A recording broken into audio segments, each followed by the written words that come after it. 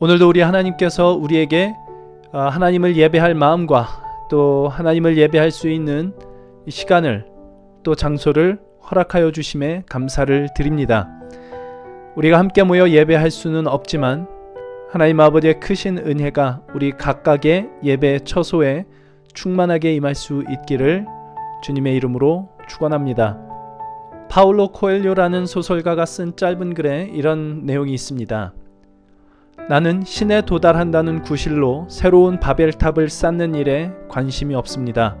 그런 탑들은 가증스러워요. 어떤 사람들은 시멘트와 벽돌로 탑을 쌓고 또 어떤 사람들은 성전으로 탑을 쌓습니다. 다른 사람들은 오래된 의뢰들에 따라 탑을 쌓고 또 다른 사람들은 신의 존재에 대한 새로운 과학적 증거들 위에 탑을 쌓지요. 어둡고 고독한 기저에서부터 쌓아 올린 그 탑들 위에 올라가 보면 지상이 훤히 내려다 보입니다. 그러나 그 탑들에 올라갔다고 해서 하늘로 올라갈 수는 없지요. 태고적부터 되풀이되어 온 그 모든 수고는 언어와 감정의 혼돈만을 가져올 뿐입니다. 그리고 이렇게 덧붙입니다. 우리를 신에게 데려다 주는 것은 믿음, 사랑, 기쁨, 그리고 기도뿐입니다. 믿음, 사랑, 기쁨, 기도, 이 모든 것을 통틀어 저는 예배라고 말을 하고 싶습니다. 예배는 본질적으로 우리를 하나님께 인도하는 것입니다. 우리의 삶을 그분께 대한 진실한 믿음과 사랑과 기쁨과 기도를 가지고 살아갈 때 그것이 우리의 예배가 되며 그 예배가 우리를 하나님께로 인도합니다. 지금 우리가 드리는 이 예배도 마찬가지입니다. 하나님께 대한 진실한 마음으로 예배할 때 우리는 그분의 얼굴을 보게 될 것입니다. 그 영광스러움과 그 은혜를 충만히 맛보게 될 것입니다. 우리 이 시간에 잠시 눈을 감고요. 그리스도 예수 안에서 하나님께서 행하신 모든 일들에 대한 진실한 믿음과 사랑과 기쁨과 기도로 우리의 마음을 다해 우리 하나님을 예배할 수 있기를 원하는 마음으로, 그렇게 우리 하나님의 얼굴을 뵙기를 원하는 마음으로 우리 잠시 하나님께 기도하는 시간을 갖도록 하겠습니다. 함께 기도하겠습니다.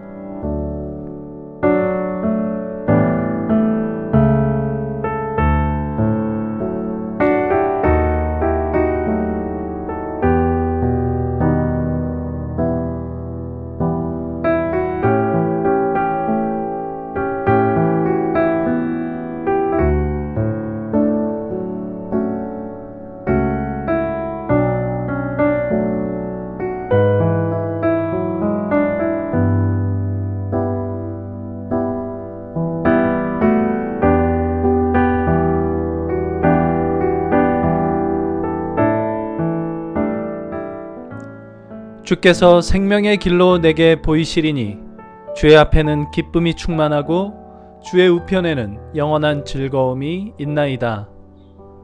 우리에게 영원한 생명과 기쁨과 모든 복을 주시는 우리 하나님 아버지를 예배합니다. 우리의 마음이 진실하게 주를 향한 믿음과 사랑으로 예배하게 하시고 예배 가운데 우리 주님을 만나게 하시며 하나님께서 영광 받으시고 우리에게는 하늘로부터 임하는 기쁨과 은혜와 평강이 충만케 되는 이 시간 되게 하여 주옵소서. 예수님의 이름으로 기도합니다. 아멘.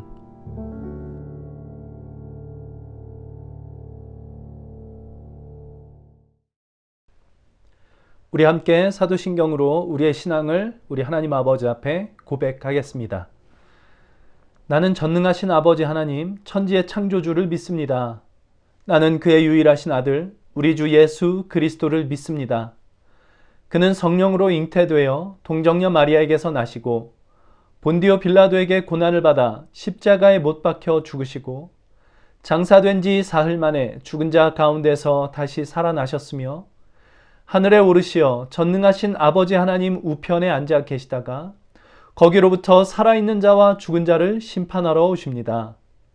나는 성령을 믿으며 거룩한 공교회와 성도의 교제와 죄를 용서받는 것과 몸의 부활과 영생을 믿습니다. 아멘. 우리의 마음을 다하여 우리 하나님을 함께 찬송하겠습니다.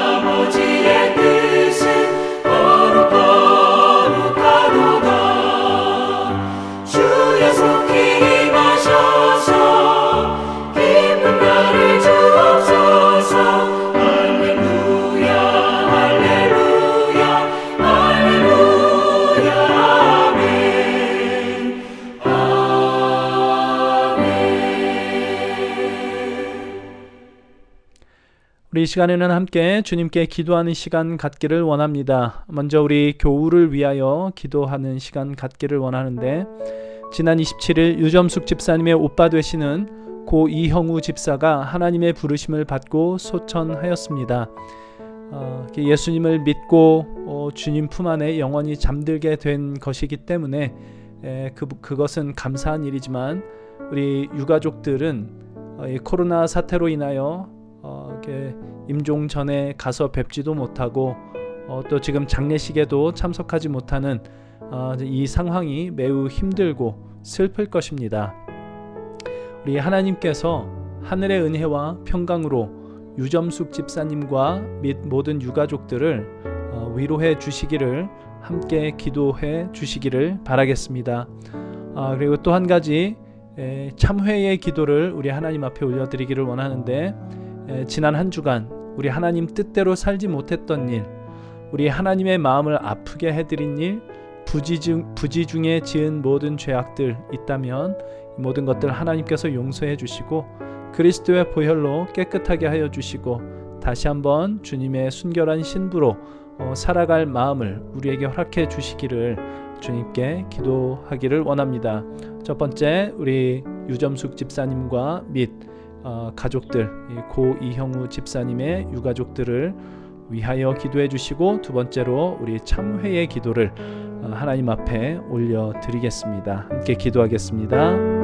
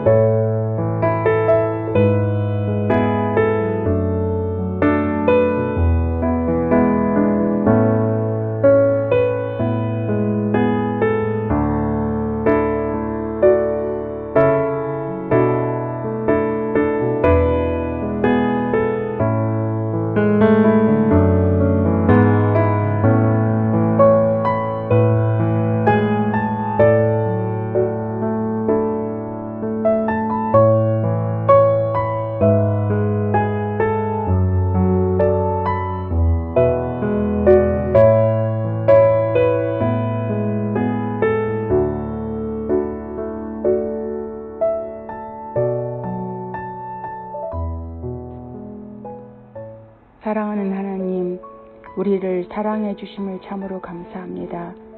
하나님은 사람을 외모로 취하지 않고 중심을 보신다고 하셨습니다. 주께서 우리의 상한 마음을 보시고 우리의 상한 마음이 우리를 자랑할 수 없고 오히려 하나님 앞에서 얼마나 부족한 저희들인가를 보게 해주심을 참으로 감사합니다. 그래서 오히려 더 그리스도와 그의 십자가를 자랑하며 그리고 감사할 수 있게 해주셔서 감사합니다. 저희들을 긍휼히 여겨주시기를 구합니다. 하나님의 백성으로 살아가게 도와주시기를 구합니다. 우리의 배고픔과 목마름들이 예수님과 하나님의 말씀으로 채워지기를 원합니다. 코로나로 인해서 우리 성도님들이 다 함께 모이지는 않지만 이런 시기에 오히려 하나님을 더 가까이 할 수 있도록 도와주시옵시고 또 하나님을 더 많이 알게 도와주시기를 구합니다. 마음이 상한 분들을 하나님 만져주시고 몸이 아픈 분들을 치료해 주시기를 구합니다. 하나님, 이렇게 힘든 시기에도 하나님이 성령으로 우리와 함께 하심을 알게 해주셔서 우리가 혼자서 살아가는 것들이 아니라 하나님의 백성으로서 이 세상을 주님과 함께 동행하는 것이 무엇인지를 알게 도와주시기를 구합니다. 박현수 목사님, 하나님의 말씀을 증거하실 때에 하나님이 같이 하여 주셔서 사람이 떡으로 사는 것이 아니라 하나님의 말씀으로 살아가는 것들을 하나님 알게 해주시기를 구합니다. 우리 모든 성도님들 모두 다 건강하게 해주시고 늘 주님과 교제하는 저희들 될 수 있도록 하나님이 함께하여 주시옵소서. 감사하고 예수님의 이름으로 기도합니다. 아멘.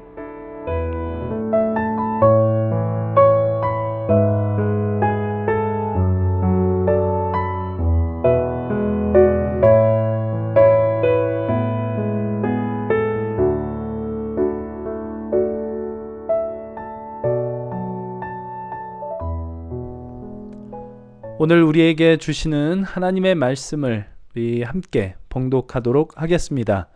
사도행전 18장 5절 6절 말씀을 우리 함께 봉독하겠습니다. 실라와 디모데가 마게도냐로부터 내려오매 바울이 하나님의 말씀에 붙잡혀 유대인들에게 예수는 그리스도라 밝히 증언하니 그들이 대적하여 비방하거늘 바울이 옷을 털면서 이르되 너희 피가 너희 머리로 돌아갈 것이요 나는 깨끗하니라. 이후에는 이방인에게로 가리라 하고. 주님의 말씀을 나누기 전에 잠깐 주님께 기도하겠습니다. 주님의 말씀은 살아 활력이 있어 좌우의 날선 검보다도 예리합니다. 이 시간 함께 나눌 주님의 이 말씀이 그런 예리한 칼이 되어 우리의 영혼을 찔러 쪼개며 우리의 마음과 생각을 고치셔서 우리의 삶이 새롭게 변화되는 역사 있게 하여 주옵소서. 예수님의 이름으로 기도합니다. 아멘. 아랍인들 사이에 자주 사용되는 말 중에 재밌는 말이 있습니다. 인샬라라는 말인데요. 알라의 뜻대로, 인샬라라고 해서 알라의 뜻대로 혹은 신의 뜻대로라는 말입니다. 이게 왜 재미있는 말인가 하면 이 말을 하는 순간 인간의 책임이 없어지기 때문입니다. 예를 들면 친구 둘 사이에 약속을 하는데 친구 A가 말합니다. 내일 아침 9시에 어디서 만나자. B가 말합니다. 인샬라. 무슨 말이냐 하면 신의 뜻대로 될 것이다 라는 말입니다. 신의 뜻이 그러하다면 9시에 만나게 될 것이고 혹 무슨 일이 생겨서 9시에 못 나온다 해도 그게 신의 뜻이라는 것입니다. 그러면 이 친구가 늦잠을 자서 9시에 약속 장소에 안 나와도 그게 신의 뜻이라는 겁니다. 재밌는 건 우리 같으면 이런 상황에서 난리를 칠 텐데 친구 A가 그걸 받아들인다는 것입니다. 그게 인샬라입니다. 우리 기독교 신앙은 하나님의 주권을 믿습니다. 하나님의 주권이란 하나님은 어느 것에도 방해받지 않으시고 당신의 뜻을 주권적으로 이루신다라는 것을 믿는 것입니다. 그런데 자칫 잘못하면 우리는 이 하나님의 주권을 마치 인샬라처럼 사용할 때가 있습니다. 이게 하나님의 뜻이야 라든가 혹은 하나님께서 알아서 다 하실 거야 라고 모든 것을 하나님의 뜻으로 떠넘겨서 인간의 책임을 회피하는 것입니다. 그러나 우리가 믿는 하나님의 주권이란 인간의 책임과 따로 떨어져 있지 않습니다. 여러분 생각에 우리의 삶은 하나님 손에 붙들려 있다고 생각을 하십니까? 우리가 책임져야 한다고 생각을 하십니까? 하나님 손에 붙들려 있다면 몇 퍼센트나 우리의 삶이 붙들려 있습니까? 우리가 책임져야 할 부분은 몇 퍼센트입니까? 제가 이해하기로 성경이 우리에게 가르치는 바는 우리의 삶은 100% 하나님의 일하심에 달려있고 동시에 100% 우리의 책임이기도 하다라는 것입니다. 저는 이것이 기독교 신앙의 신비라고 생각을 합니다. 바울은 지금 전도 여행을 하며 가는 곳마다 복음을 전하고 있습니다. 가는 곳마다 유대인의 회당을 찾아 그곳에서 복음을 전했는데 오늘 본문에는 그가 전한 복음을 딱 이 한마디로 정리를 해놓고 있습니다. 예수는 그리스도라 밝히 증언하니 이렇게 되어 있습니다. 그리스도란 메시아의 헬라어 번역입니다. 메시아는 하나님께서 직접 기름을 부으신 하나님의 백성이 기다려온 하나님께서 약속하신 구원자입니다. 바울이 유대인들에게 이렇게 말을 하고 있는 것입니다. 예수님, 그분이 바로 여러분이 기다려온 그 메시아입니다. 이것이 예수는 그리스도다 라는 말입니다. 그 예수가 어떤 분이시냐 할 때 그분은 하나님께서 육신을 입고 인간의 세상에 오신 분입니다. 인간이 가진 모든 삶의 문제와 질고들 속으로 직접 들어오셔서 인간을 공감하시고 긍휼히 여기시고 인간과 연합하기 위하여 오신 하나님, 그분이 예수님이십니다. 이게 구원입니다. 구원은 천국이라고 불리는 어떤 장소로 보내지는 것이 구원이 아니고 감히 인간이 하나님과 연합된 존재가 되는 것, 그것이 구원입니다. 그래서 구원은 정말 놀라운 것입니다. 신과 연합을 하는 것입니다. 그런데 그렇게 인간을 구원하기 위하여 오신 분이 인간들에 의해서 십자가에 달려 죽으십니다. 왜냐하면 예수님께서 오셔서 행한 일이 사람들의 기대와 달랐기 때문입니다. 당시 사람들이 메시아에게 기대했던 구원은 당시 세상을 점령하고 압제하고 있던 로마 제국의 황제를 그 메시아가, 그 구원자가 처단하고 그 왕위에 올라 하나님의 백성을 잘 먹고 잘 살게 해주는 것, 그것이 메시아에게 사람들이 기대했던 것인데 자칭 메시아라고 자기가 구원자라고 하는 예수라는 인물이 와서 하는 일이라고는 힘없고 연약한 자들을 찾아다니시고 의인이 아니라 죄인을 찾으러 왔다라고 말씀을 하시고 사람이 안식일을 위하여 있는 것이 아니라 안식일이 사람을 위하여 있는 것이다 라면서 안식일을 범하고 그러니까 그들이 이해할 수 없는 일들만 이 예수께서 하고 있는 겁니다. 그러니 그 사람들 생각에 이 예수가 메시아일 리가 없다라고 생각을 했고 그런 그 예수가 스스로 하나님의 아들이라 라고 말하는 것은 그들에게 견딜 수 없는 신성 모독이었기 때문에 사람들은 예수님을 십자가에 못 박습니다. 그런데 그렇게 십자가에 못 박히셨던 예수가 사흘 만에 다시 부활하십니다. 이 부활의 의미는 하나님께서 예수가 바로 하나님의 아들이셨다라는 것을 인정하시고 하나님께서 보내신 메시아가 바로 이 예수가 맞다라는 것을 증거하신 것입니다. 예수가 옳고 인간들이 생각했던 그 메시아상이 틀렸다. 예수께서 행하신 것을 사람들은 싫어했지만 그 예수께서 행하신 그 모든 일들이 사실은 하나님께서 원하신 것이었고 기뻐하시는 일이었다라는 것을 증거하신 것이 예수님께서 하나님께서 예수님을 부활시키신 사건이었습니다. 그러니까 여기 사도행전 18장 5절에 간단하게 진술된 예수는 그리스도시다라는 이 말씀은 여러분이 그렇게 반대했고 십자가에 못 박았던 그 예수, 그분이 바로 여러분이 그렇게 기다리던 메시아이시다, 그런 말씀인 거지요. 그래서 예수 안에 하나님의 일하심이 이렇게 드러나는데 말하자면 인간의 육신을 입고 하나님께서 이 땅에 오신 성육신, 죄인들의 손에 죽으신 그리스도의 그 십자가, 그리고 사흘 만에 다시 살아나신 부활, 이 모든 것들이 바로 하나님께서 우리의 삶을 구원하시기 위하여 행하신 하나님의 일이었습니다. 이 일들에는 우리 인간이 개입할 어떤 여지도 없습니다. 이 모든 것은 하나님께서 100% 하나님의 의지와 뜻과 능력으로 행하신 하나님의 일하심이었습니다. 그 일에는 우리가 무엇을 보탤 수도 없고 그 일을 우리가 방해하여 하나님의 뜻을 좌절시킬 수도 없습니다. 그건 오로지 하나님의 의지로 하나님께서 행하시고 이루신 일들입니다. 예수 그리스도로 보이시고 행하신 이 하나님의 의지와 하나님의 능력과 이 하나님의 일하심, 이것이 바로 복음이지요. 바로 이 복음, 하나님의 의지, 하나님의 열심, 하나님의 일하심을 지금 사도행전은 예수는 그리스도라는 이 압축된 말씀으로 진술하고 있는데, 지금 바울이 하고 있는 것은 무엇이냐면 이 유대인들에게, 그러니 이제 여러분은 하나님께서 보내신 그 메시아, 여러분이 그렇게 기다렸던 그 메시아이신 예수님의 이름을 믿는 그 자리로 나와야 합니다 라고 초청을 하고 있는 것입니다. 이게 무슨 뜻일까요? 복음은 인간의 책임 있는 반응을 요구한다 라는 뜻입니다. 이것 우리가 꼭 기억해야 됩니다. 우리가 믿는 하나님의 주권이 인샬라와는 근본적으로 다른 이유입니다.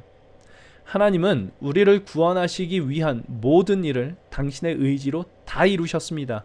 그것이 복음입니다. 그런데 그 복음은 인간의 책임 있는 반응을 요구합니다. 그게 아니라면 복음을 전할 이유가 뭐가 있겠습니까? 어차피 하나님께서 하실 일인데. 그래서 바울은 가는 곳마다 예수가 그리스도시다라는 그 복음을 증거하고, 그러니 이제 어떡하겠습니까? 메시아이신 예수의 이름을, 구원자이신 예수의 이름을 믿는 자리로 나아오십시오 라고 사람들을 초청하며 그들의 책임 있는 반응을 요구하고 있는 것입니다. 그 일을 지금 고린도의 유대인들에게도 바울이 하고 있는 것인데, 그런데 그 복음을 들은 유대인들의 반응은 이랬습니다. 6절입니다. 그들이 대적하여 비방했다 라고 나옵니다. 예수가 바로 그리스도시다 라는 복음을 유대인들이 받아들이지 않습니다.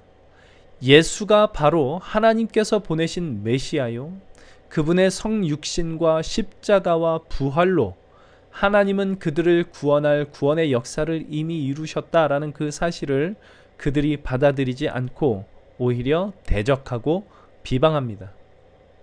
그러면 하나님께서 그들을 버리셨느냐? 그렇지는 않습니다. 그들이 복음을 대적하고 비방했지만 그렇다고 해서 하나님께서 당신의 사랑을 그들에게서 거두시지는 않습니다. 바울은 로마서 11장에서 1절에 그러므로 내가 말하노니 하나님이 자기 백성을 버리셨느냐? 그럴 수 없느니라 라는 말로 하나님께서 여전히 유대인들을 버리지 않으셨다라는 것을 증언합니다. 그들이 대적하고 비방해도, 복음을 대적하고 비방해도 하나님은 당신의 사랑을 여전히 그들을 향해 베풀고 있습니다. 그러면 하나님이 사랑하시니까 어쨌든 저들로 하여금 결국 예수님을 믿게 하시고 하나님의 백성 삼으시는가? 그건 또 그렇지 않습니다. 그것이 복음을 대적하고 비방한 저들에 대한 바울의 반응으로 이렇게 나옵니다. 그들이 대적하여, 6절입니다. 그들이 대적하여 비방하거늘 바울이 옷을 털면서 이르되 너희 피가 너희 머리로 돌아갈 것이요 나는 깨끗하니라. 이후에는 이방인에게로 가리라. 너희가 복음을 받아들이지 않는 대가는 너희가 치를 것이고 나는 깨끗하다. 이렇게 얘기를 하는 겁니다. 이게 무슨 뜻인지 아시겠습니까? 바울은 해야 할 일을 다 했습니다. 바울은 깨끗합니다. 하나님도 당신이 하실 일 다 하셨습니다.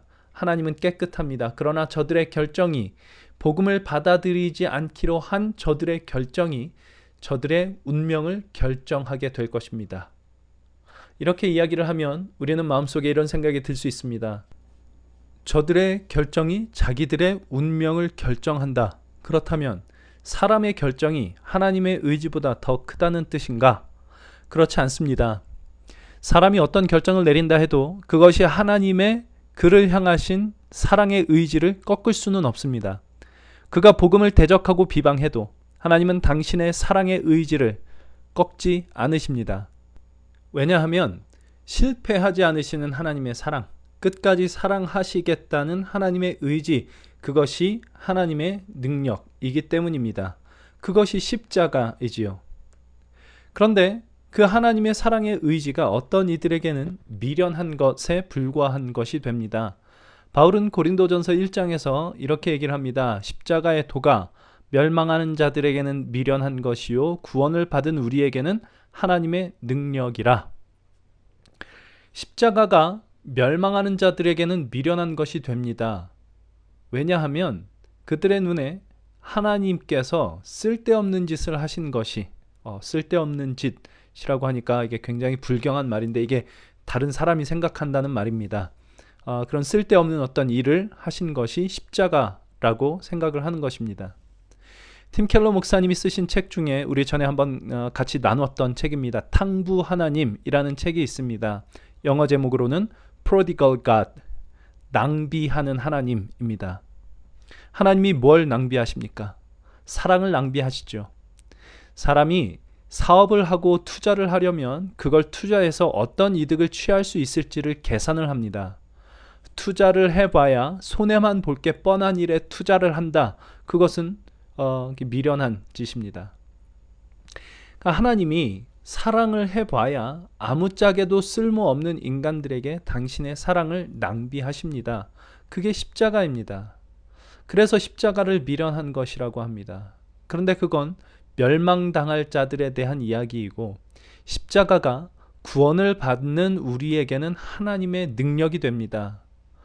예수님, 그분이 바로 우리가 그토록 간절히 바라던, 뭔가 잘못되어도 한참 잘못된 이 세상과 우리의 인생 속에 찾아오신 메시아이시요, 그리스도이시요, 구원자이시다라는 그 복음의 메시지가 우리의 마음을 치고 영혼을 울리고 비로소 예수를 믿어 구원을 얻고 나자 십자가가 바로 하나님의 능력이었음을 알게 되는 것입니다. 어떤 능력입니까?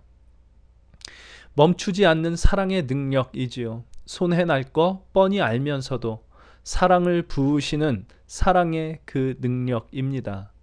어떤 일이 있어도 당신의 그 사랑의 의지를 결코 꺾지 않으시는 그런 능력입니다. 하나님이 부으시는 그 사랑을 인간이 조롱하고 대적하고 비방해도, 그럼에도 불구하고 그를 사랑하시겠다라는 의지를 결코 내려놓지 않으시는 능력, 그 능력이 십자가에서 드러나고 있음을 보는 것입니다. 이 사랑, 하나님의 이 멈추지 않는 사랑은 복음을 받아들인 자나 받아들이지 않은 자나 동일하게 하나님께서 부어주고 계십니다. 사람이 이 복음에 대하여 어떤 결정을 내려도 그것이 하나님의 그를 향하신 사랑의 의지를 꺾지는 못합니다.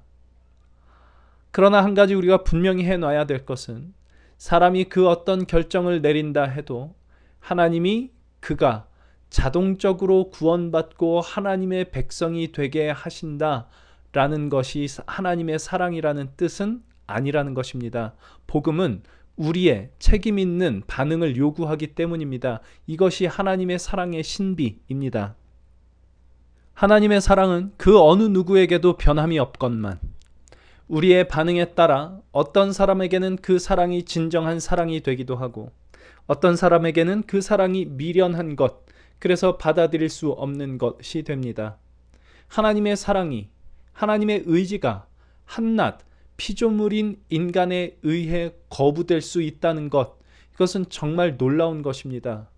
하나님께서 당신의 사랑과 의지를 우리의 반응에 넘겨주신 것입니다.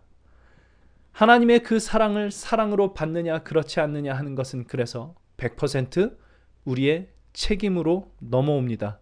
그것이 하나님의 사랑입니다.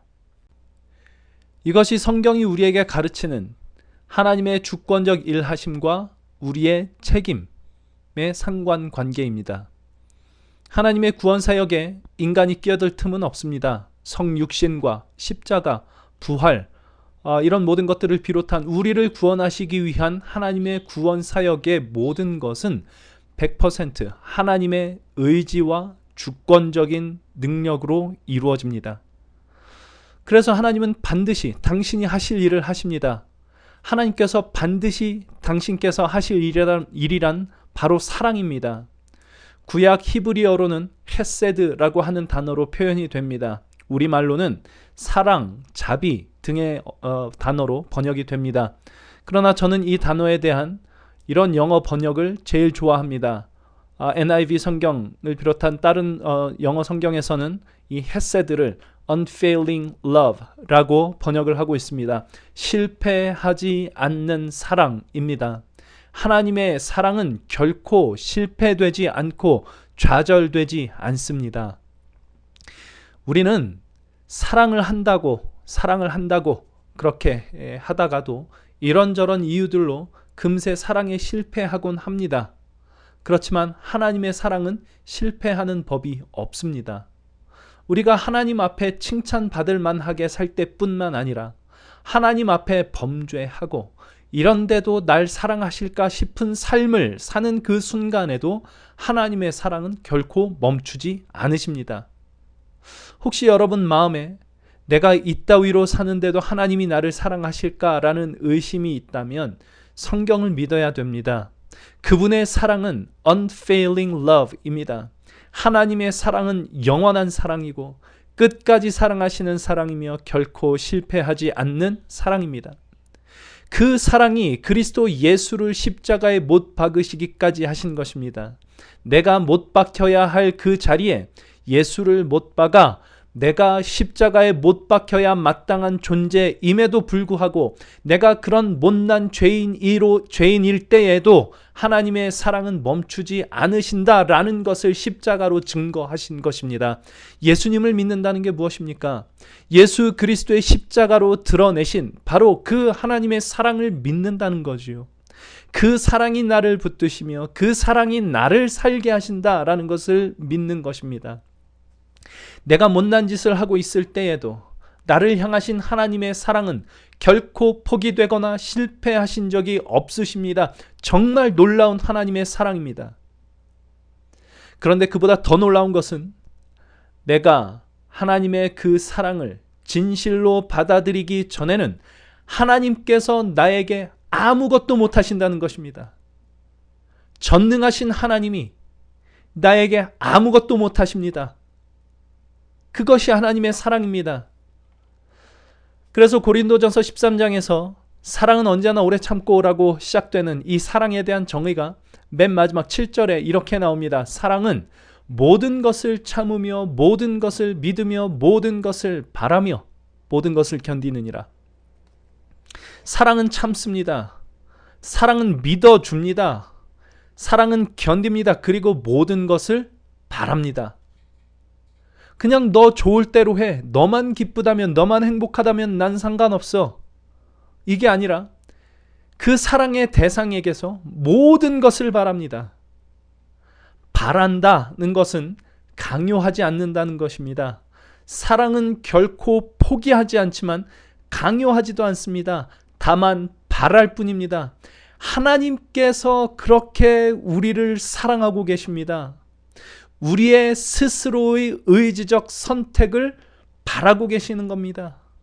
때로는 안타까운 마음으로, 때로는 분노로 그렇게 우리에게 모든 것을 바라고 계십니다.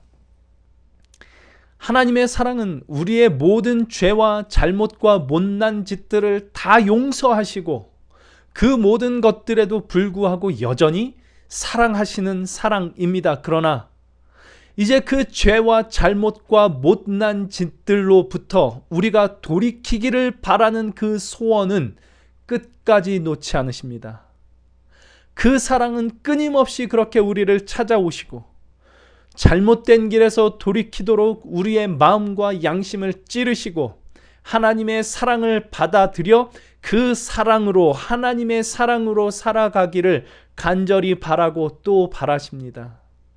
사랑은 그 사랑의 대상과 그가 가진 그 사랑을 함께 나누는 것, 이것이 가장 큰 소원이기 때문입니다. 우리가 누군가를 사랑할 때 나의 이 사랑을 그가 받아들이기를 간절히 원합니다. 그리고 그의 사랑을 나도 받기를 원합니다. 그러나 어떻게 강제할 수는 없습니다. 그게 강제가 되는 순간 사랑은 사랑이 아닌 것이 되기 때문입니다.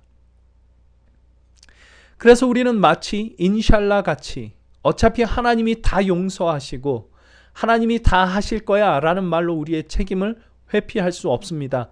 복음은, 하나님의 사랑은 우리의 책임 있는 반응을 요구하고 있기 때문입니다. 프랜시스 톰슨이라는 영국의 시인이 쓴 시 중에 천국의 사냥개라는 시가 있습니다. 하나님을 천국으로부터 온 사냥개로 표현한 것인데 이 사냥개의 특징은 무엇인가요? 한번 목표 삼은 먹이는 끝까지 포기하지 않고 끝까지 뒤쫓는다는 것입니다. 하나님의 사랑이 그렇습니다. 결코 그 사랑의 목표를 포기하는 법이 없습니다. 시편 23편의 마지막 절에 이것을 이렇게 시인이 잘 표현하고 있습니다. 시편 23편 6절입니다. 내 평생에 선하심과 인자하심이 반드시 나를 따르리니 라고 시인은 고백합니다. 하나님의 선하심과 인자하심이 이 시인을 평생 동안 따라다닐 것이다 라고 고백을 하는 것입니다. 이 구절에 대해서 한 기독교 작가는 이 하나님의 선하심과 인자하심이 따라온다라는 이것을 하나님의 자애롭지만 무자비한 추적이라고 표현을 하면서 이 말씀의 의미를 더욱 분명하게 하기 위해서 이렇게 바꿔 쓰기를 제안합니다. 하나님의 그 선하심과 인자하심이 내가 사는 날 동안 나를 추적하고 붙어 다니며 괴롭게 하고 내 걸음 하나하나를 미행하리니. 이것이 프랜시스 톰슨이라는 이 시인이 시로 표현했던 바로 그 하나님, 끝까지 그 목표를 향해 그칠 줄 모르고 뒤쫓고 돌진하는, 결코 포기할 줄 모르는 하나님의 사랑입니다. 고린도전서 13장 7절에 나오는 모든 것을 참으며 모든 것을 믿으며 모든 것을 견디며 모든 것을 바라는 사랑입니다. 우리가 지금 어떤 모양으로 살고 있건, 하나님 앞에 잘 살고 있건 못난 짓을 하며 살고 있건 상관없이 하나님은 그렇게 우리에게 당신의 사랑을 쏟아붓고 계십니다. 그리고 우리의 책임 있는 반응을 바라고 계십니다. 우리의 책임 있는 반응이란 무엇입니까? 그 사랑을 받아들이는 것입니다. 그 사랑을 미련한 것으로 치부하지 않는 것입니다. 하나님, 저에게 쓸데없는 일 하시는 겁니다. 하나님, 아무리 그렇게 하셔도 전 안 바뀝니다. 인간은 원래 그런 존재입니다. 그러지 않고 그 사랑을 받아들이고 그 사랑이 나를 변화시킬 수 있음을 믿고 그 사랑으로 살기로 하는 것입니다. 하나님을 받아들여 이제 더 이상 세상의 힘을 의지하여 사는 데로부터 벗어나 하나님의 사랑을 의지하여 살기로 하는 것입니다. 하나님의 말씀을 가까이 하고 무엇을 하든 어디를 가든 하나님의 말씀 안에서 살기로 하는 것입니다. 세상을, 이웃을 하나님의 눈으로 바라보기로 하는 것입니다. 그리하여 아픔과 어려움이 있는 자를 돌아보기로 하고 우는 자와 함께 울고 웃는 자와 함께 웃기로 하는 것입니다.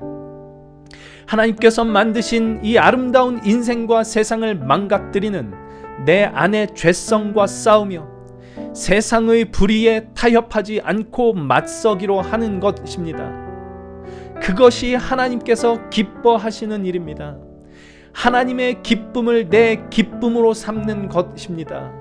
그 기쁨을 하나님과 공유하며 하나님과 그 사랑을 나누는 것입니다. 그렇게 사는 것은 힘들지요. 맞습니다. 힘듭니다. 그런데 여러분, 오늘 복음을 듣고도 대적하고 비방한 유대인들보다 그게 더 힘들 것 같습니까? 하나님이 사랑을 쏟아붓고 계시는데 그 사랑을 모르고 그걸 거부하고 사는 것보다 그게 더 힘들 것 같습니까?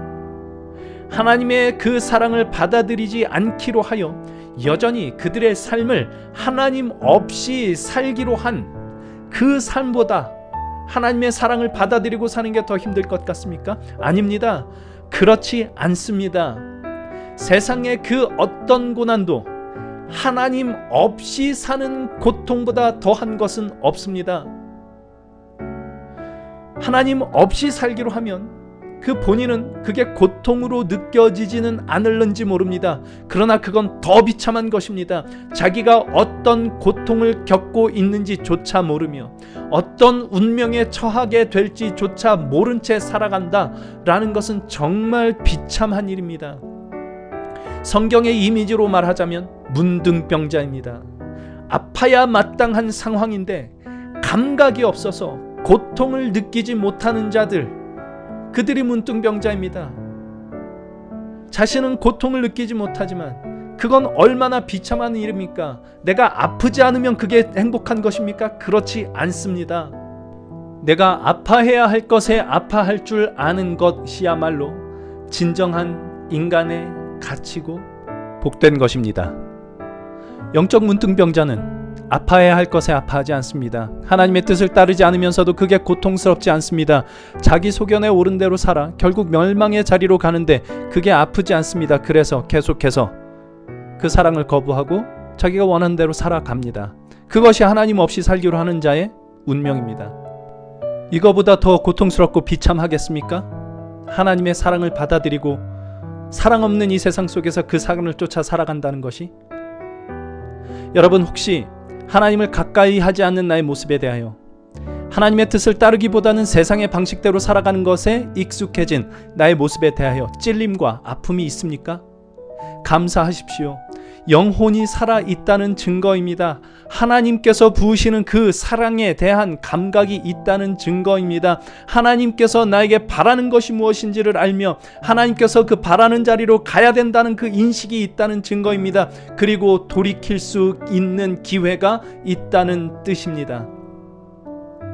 오늘 바울이 전한 복음을 들은 유대인들은 그 사랑을 거부했습니다. 그래도 하나님은 여전히 그들을 사랑하십니다. 그러나 그들의 거부를 강제로 바꿔버리시지는 않습니다. 그 결과 그들은 하나님 없이 살아야 할 삶의 고난을 고스란히 받아들이고 살아야만 합니다. 너희 피가 너희 머리로 돌아갈 것이다. 사랑하는 성도 여러분, 지금도 그 누구에게라도 하나님의 사랑은 변함없이 부어지고 있습니다. 그러나 강제로 그를 당신의 뜻을 따르게 하지는 않으십니다. 여전히 당신의 사랑에 대한 우리의 책임 있는 반응을 애타는 마음으로 바라고 계실 뿐입니다. 우리가 그 사랑을 진지하게 받아들이기를, 그리스도의 십자가야말로 하나님의 사랑의 능력이시다라는 것을 믿으며 우리의 삶을 그 십자가 위에 세워 나가기로 하기를 하나님은 바라고 계십니다. 하나님은 우리가 참으로 행복하기를 바라고 계시기 때문입니다. 그분의 사랑을 받아들일 때에만, 그분의 사랑 안에 거할 때에만 우리의 삶이 그 어떤 현실 속에서도 하나님의 진정한 사랑 안에서 진정한 우리의 행복을 찾을 수 있다는 것을 하나님께서 알고 계시기 때문입니다. 그것이 하나님의 변치 않으시는 사랑입니다. 하나님께서 지금도 그 사랑으로 우리를 찾아오고 계십니다.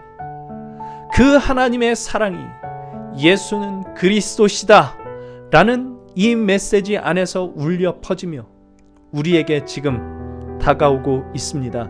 그리고 묻습니다. 그러니 이제 너 어떡할래? 복음의 이야기를 들으십시오. 하나님의 사랑의 이야기를 귀 기울여 끊임없이 들으십시오. 그리고 그 사랑이 나에게 무엇을 바라는가 생각하십시오. 고민하십시오. 말씀을 보십시오. 그 말씀에 반응하십시오. 그러면 하나님의 그 실패치 아니하시는 사랑이 진실로 하나님의 능력이 되어 나의 모든 삶을 변화시켜 갈 것입니다. 때로는 아프게, 때로는 고통스럽게, 그렇지만 행복하게. 그리고 훗날 우리는 고백하게 될 것입니다. 하나님의 사랑이 나를 이렇게 만들어 오셨습니다. 오늘 주의 말씀을 통해 그리고 우리의 삶을 통해 들려오는 하나님의 사랑의 음성을 듣고 받아들일 수 있기를, 그리고 그 사랑이 우리 모든 삶의 토대가 되게 하시기를 주님의 이름으로 축원합니다. 우리 이 시간에는 하나님께서 주신 말씀을 기억하면서 우리 결단의 기도를 하나님 앞에 올려드리기를 원합니다. 먼저 하나님의 그 실패치 아니하시는 사랑을 더 깊이 깨달아 알기를 원하는 기도를 주님께 올려드리기를 원하는데요. 그 사랑을 알기 위해서는 십자가가 우리 마음에 분명히 자리 잡아야 됩니다. 나 같은 죄인을 사랑하신 사랑의 증거입니다. 내가 아직 죄인 되었을 때 하나님의 사랑을 확증하셨던 그리스도의 십자가를 마음에 품고 끊임없이 십자가를 바라보게 하여 주옵소서. 그리하여 아무 사랑받을 자격 없는 나를 위하여 아들을 아낌없이 주신 하나님의 풍성하신 사랑을 깨닫게 해 주옵소서라는 이 마음으로 함께 기도드리기를 원하고요. 그리고 두 번째로 그 사랑이 나의 전 존재를, 나의 모든 말과 생각과 행동, 모든 삶 전체를 원하고 계시다는 것 오늘 말씀으로 우리에게 알려주셨으니 지금부터 하나하나 하나님께 나의 삶을 드리는 연습을 하겠다는 결단, 그 결단으로 주님 앞에 기도하기를 원합니다. 하나님이 기뻐하시지 않는 일 내가 하지 않겠습니다. 누구를 만나든 그를 하나님께서 보시는 눈으로 바라보겠습니다. 내 삶의 근거가 돈이든 지식이든 명예든 그 어떤 세상의 힘이 아니라 오직 하나님의 그 사랑만이 내 삶의 근거가 되게 하겠습니다. 한꺼번에 다 그렇게 우리가 완전하게 살아낼 수는 없겠지만 아주 작은 것 하나부터 시작해서 진실로 하나님의 그 사랑을 맛보고 누릴 수 있는 자 될 수 있도록 하나님께서 도와주시기를 구하며 함께 기도하기를 원합니다. 첫 번째, 십자가로 드러내신 하나님의 그 실패치 아니하시는 사랑을 깨닫게 해 주옵소서. 두 번째, 내 삶을 하나님의 사랑에 내어 드리는 나의 삶이 될 수 있게 해 주옵소서. 우리 이 마음으로 주님께 기도하며 나아갑니다. 함께 기도하겠습니다.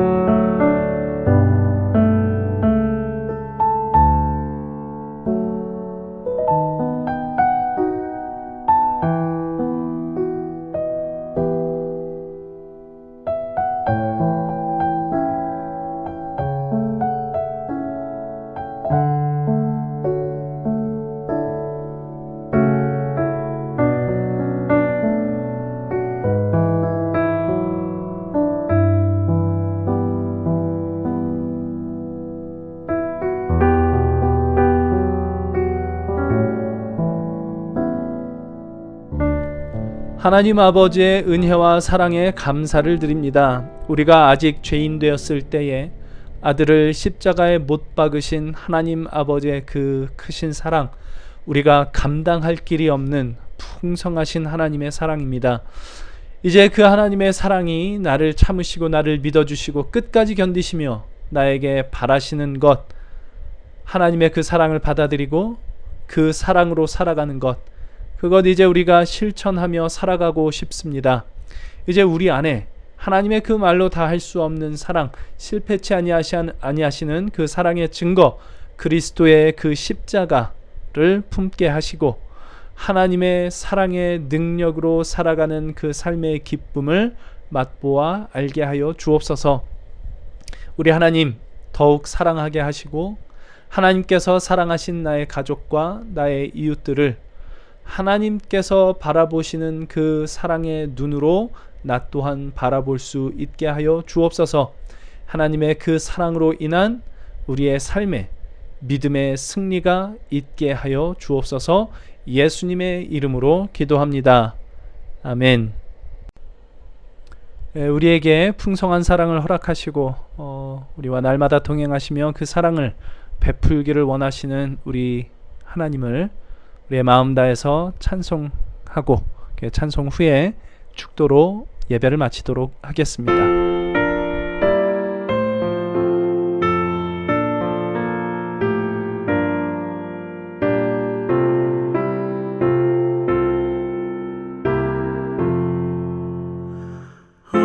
하나님 사랑은 온전한 참 사랑 내 맘에 부어주시사 충만케 하소서. 내 주님 참 사랑 햇빛과 같으니 그 사랑 내게 비추사 뜨겁게 하소서.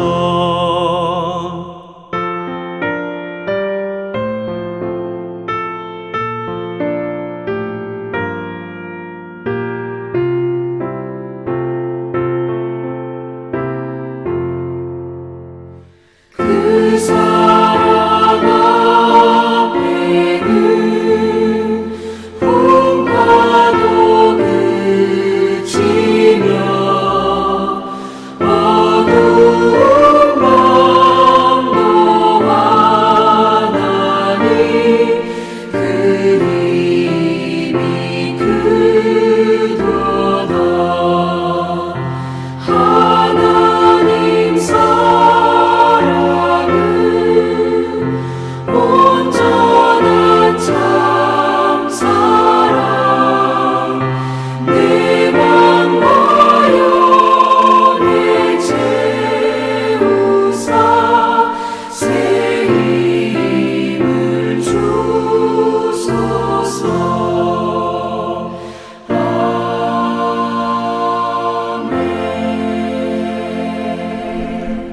이제는 우리를 위해 십자가에 달려 죽으시고 또 우리를 위해 부활하신 우리 주 예수 그리스도의 은혜와 자기 아들을 아끼지 아니하시고 내어주신 우리 하늘 아버지의 무한하신 사랑하심과 하나님 아버지의 그 무한하신 사랑을 깨달아 알며 누릴 수 있도록 도우시는 성령님의 역사하심이 하나님의 풍성하신 사랑의 능력을 우리가 맛보며 살기 위하여 그 사랑에 나의 존재를 내어드리겠습니다 라고 주님 앞에 결단하고 약속하는 주의 모든 사랑하는 백성들 심령 가운데에 그 모든 삶의 걸음 위에 이제로부터 영원토록 함께 하시기를 간절히 축원하옵나이다. 아멘.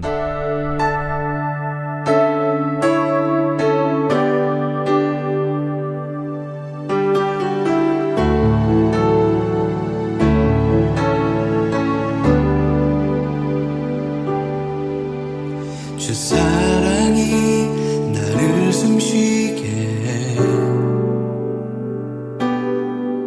세상 그 어떤 어려움 속에도 주 은혜로 나를 돌보시며 세상 끝날까지 지켜주시네. 주님만이